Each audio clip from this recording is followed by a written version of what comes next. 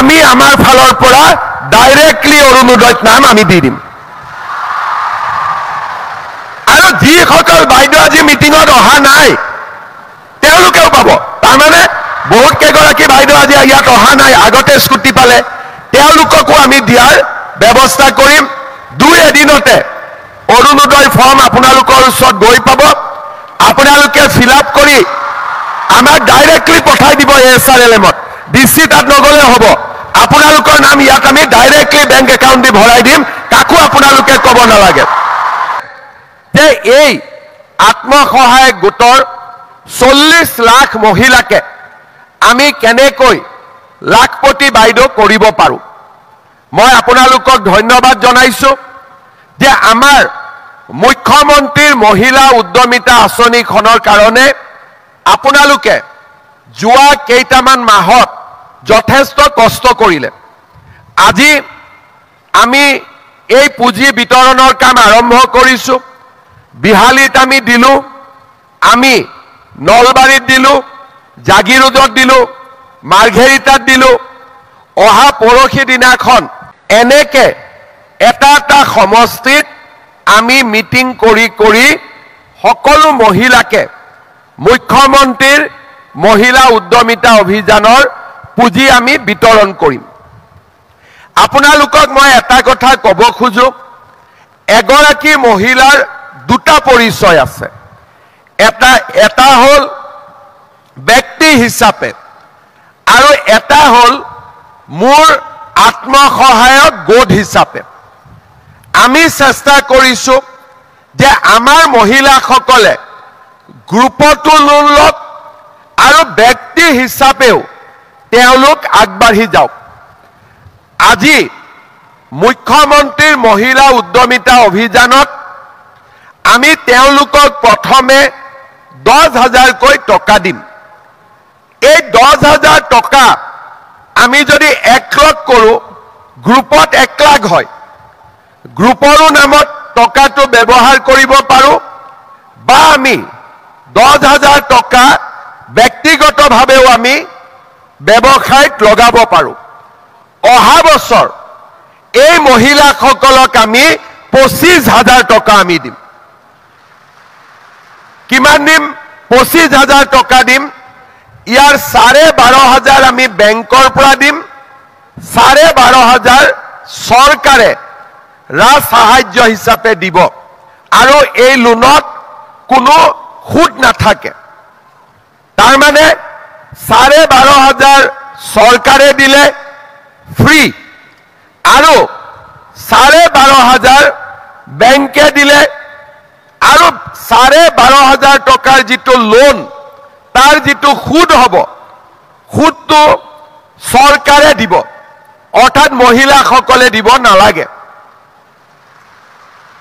জীৱিকা সখী বাইদেউসকলে কিমান পাব এইবাৰ পাইছে 15,000 আৰু অহাবাৰ জীৱিকা সখী বাইদেউসকলে পাব 40,000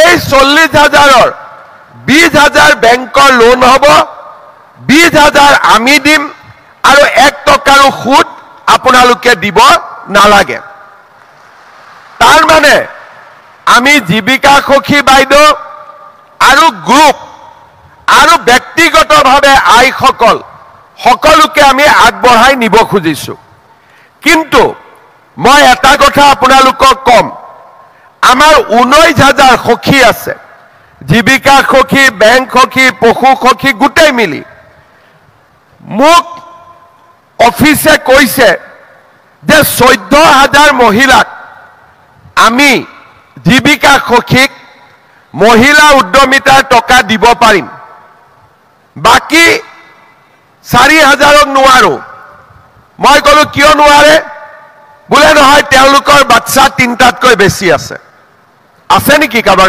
3টাতকৈ বেছি এতিয়াতো কাৰ আছে কলেও হাতটো উঠাব নে উঠাব নেকি হাতখন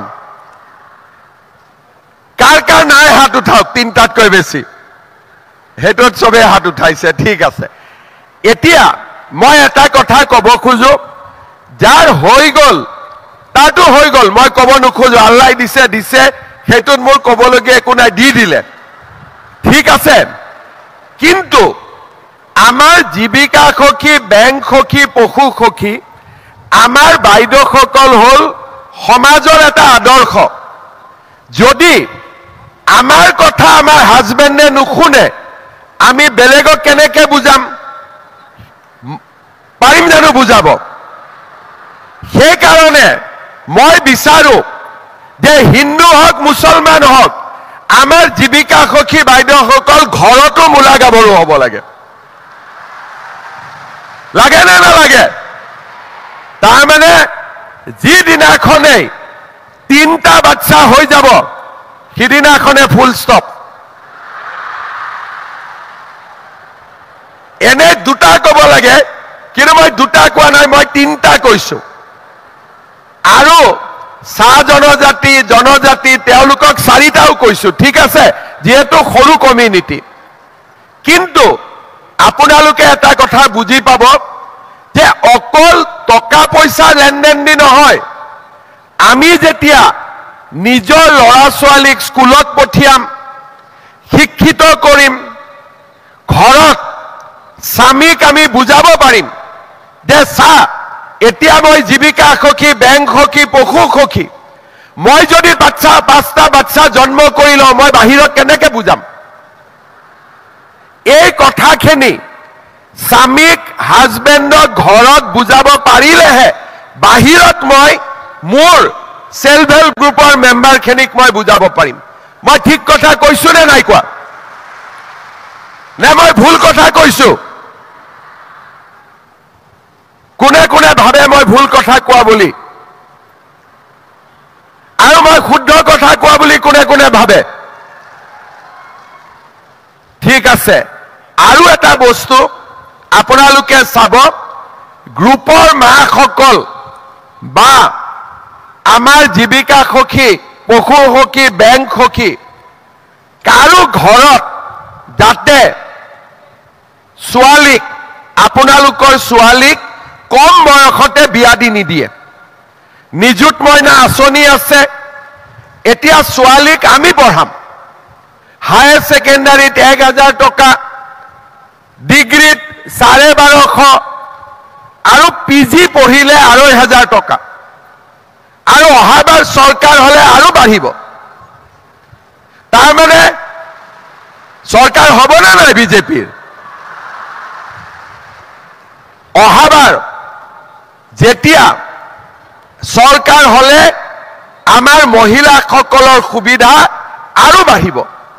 কাৰণ আমি বিচাৰিছো যে ঘৰত যাতে যিকোনো সিদ্ধান্ত লোৱাৰ সময়ত মহিলাসকলৰ কথা আমি শুনাব পাৰো। শ্ৰদ্ধাৰ আই মাতৃসকল, আপোনালোকে বহুত কথা মোৰ পৰা বিচাৰে যে আমাক আৰু সুবিধা দিয়ক। লাহে লাহে এই বছৰ আমি মহিলা উদ্যমিতাৰ 15,000 টকা পালো, স্কুটিখনত আমি 50,000 টকা পালো। এতিয়া মই আপোনালোকক সুধিব খুজিছো, অৰুণোদয় আঁচনিত কাৰ কাৰ নাম আহিছে? হাত দাঙক। হাতটো দাঙিলে আঁচনিখনৰ পৰা নামটো কাটা নাযায়, আপোনালোকে হাতটো দাঙিব পাৰে। হাত দাঙক, কাৰ কাৰ নাম আহিছে? কোনে কোনে অৰুণোদয় পোৱা নাই আপোনালোকে হাত দাঙক। আচ্ছা, মই আজিয়ে আমাৰ কুন্তলমণি শৰ্মা বৰদলৈক মই দায়িত্ব দিছো যে যিমান জীৱিকা সখী বাইদেৱে, এতিয়ালৈকে কোৱাই নাই মই, যিমান জীৱিকা সখী বাইদেৱে অৰুণোদয় পোৱা নাই, আমি ডাইৰেক্টলি আপোনালোকক অৰুণোদয় দি দিম। হ'ব? এতিয়া 1250 টকা তেতিয়া মাহত পাই থাকিব, আৰু গেছ কিনিলে আৰু 250 টকা পাব। আজি আহি মনটো ভাল লাগিলে নাই? ইয়াত আহি কিবা এটা লাভ হৈছে নে নাই? যিকেইগৰাকীয়ে চাহ খাব পৰা নাছিল তেওঁলোকৰো মনত শান্তি হৈছে নে নাই? এতিয়া হৈছে। তাৰমানে আজি আপোনালোকে মহিলা উদ্যমিতাৰ 15,000 পাবই, স্কুটি পালেই, আৰু যিসকল বাইদেউৰ নাম কিবা কিবি কাৰণত অৰুণোদয়ত অহা নাছিলে তেওঁলোকক আমি আমাৰ ফালৰ পৰা ডাইৰেক্টলি অৰুণোদয়ত নাম আমি দি দিম। আৰু যিসকল বাইদেউ আজি মিটিঙত অহা নাই তেওঁলোকেও পাব। তাৰমানে বহুত কেইগৰাকী বাইদেউ আজি ইয়াত অহা নাই, আগতে স্কুটি পালে, তেওঁলোককো আমি দিয়াৰ ব্যৱস্থা কৰিম। 2 এদিনতে অৰুণোদয় ফৰ্ম আপোনালোকৰ ওচৰত গৈ পাব। আপোনালোকে ফিল আপ কৰি আমাক ডাইৰেক্টলি পঠাই দিব ASRLM-ত। ডিচি তাত নগলে হ'ব, আপোনালোকৰ নাম ইয়াত আমি ডাইৰেক্টলি বেংক একাউণ্ট দি ভৰাই দিম, কাকো আপোনালোকে ক'ব নালাগে, হ'ব? এতিয়া 3টাতকৈ ওপৰত বাচ্চা হ'ব নেকি? হ'ব নেকি কাবাৰ? আৰু বেলেগকো হ'ব নিদিব, ঠিক আছে? ল'ৰা ছোৱালীক স্কুলত পঠাম নে নপঠাম? পঠাবই লাগিব কিন্তু, হ'ব?